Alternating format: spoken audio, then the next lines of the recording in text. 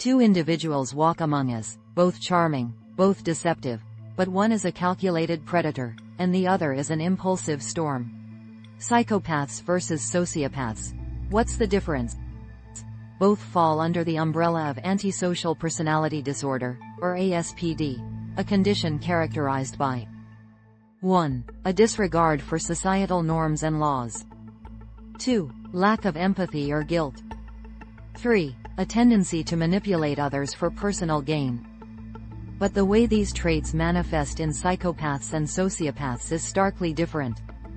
Let's start with the psychopath. Psychopaths are born manipulators. They're calm, calculated, and emotionless. Often described as having a cold heart, they lack any genuine emotional connection to others. But what sets them apart is their ability to mimic emotions. They can fake charm, compassion, and even love to manipulate those around them. Psychopaths often plan their actions meticulously. Whether it's a crime or a professional goal, their precision makes them incredibly dangerous and often hard to catch. They're experts at controlling their impulses, staying calm even under extreme pressure. Many psychopaths aren't violent criminals at all. Instead, they thrive in high-stakes environments like corporate boardrooms or politics, earning the nickname, corporate psychopaths. Studies suggest that psychopathy may have a biological basis. Brain scans show reduced activity in the amygdala, the part of the brain responsible for empathy and fear. This explains their lack of emotional connection and inability to feel fear like most people. Some researchers argue that psychopathy is largely genetic, meaning many psychopaths are born this way. Fictional example: Hannibal Lecter from Silence of the Lambs, brilliant, manipulative, and devoid of remorse. Now let's talk about sociopaths. Sociopaths, unlike psychopaths, are highly emotional, but their emotions are unstable and often explosive. They're impulsive and reactive, making decisions in the heat of the moment rather than carefully planning. This impulsivity makes their actions messy and chaotic, especially when compared to the calculated moves of a psychopath. Sociopaths struggle with relationships. They find it difficult to maintain friendships or romantic connections because their volatile behavior often drives people away. They're also more prone to getting caught because their crimes lack the finesse and planning that psychopaths are known for. The root cause of sociopathy is often environmental. It's commonly linked to severe trauma, abuse, or neglect during childhood. Unlike psychopaths, who may be born with certain brain abnormalities, sociopaths are shaped by their experiences. It's the harshness of their environment that molds their antisocial tendencies. Fictional example: Tommy DeVito from Goodfellas, hot-headed, reckless, and prone to emotional outbursts. So, how do these differences play out in real life? 1. Psychopaths are masters of disguise. 1. They blend into society with ease, often holding jobs, forming families, and pretending to lead normal lives. 1. But behind the mask lies manipulation and deceit. 2. Sociopaths, on the other hand, are easier to spot.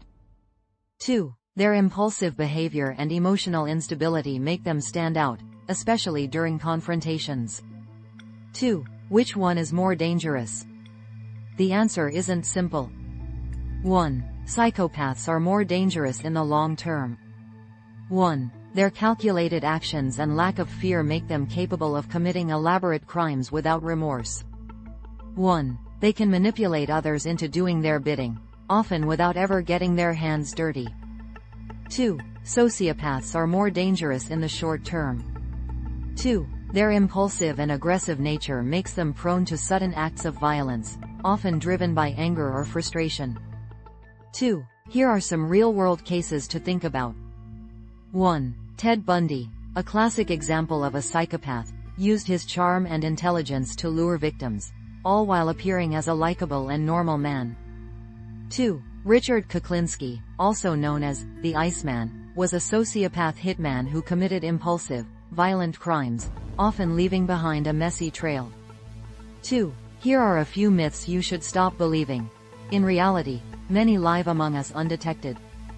Psychopaths often succeed in professional environments, while sociopaths may simply be disruptive in social settings.